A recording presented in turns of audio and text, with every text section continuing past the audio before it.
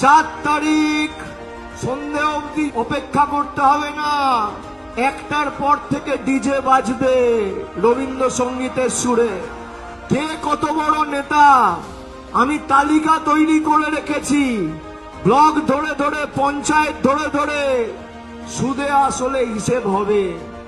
একদিকে প্রধানমন্ত্রী, একদিকে স্বরাষ্ট্রমন্ত্রী, বিজেপির তাবড় তাবড় দিল্লির নেতা, 16টা রাজ্যের মুখ্যমন্ত্রী, প্রতিরক্ষা মন্ত্রী, অর্থমন্ত্রী, রেলমন্ত্রী, কেউ বাদ নেই।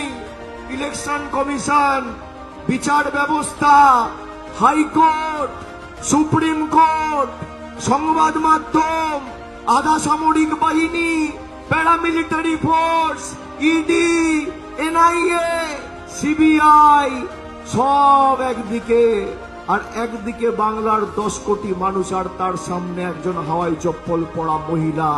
4 তারিখ হিসেব হবে কে জিতবে কে হারবে। এদেরকে আর 4 তারিখের পর খুঁজে পাওয়া যাবে না। বহিরাগত আসে, বহিরাগত যায়, বাংলা নিজের মেয়েকে চায়। আর বলে দিয়েছে বাংলার জনতা, 26-এ আবার চতুর্থবার মমতা। যতই করো হামলা,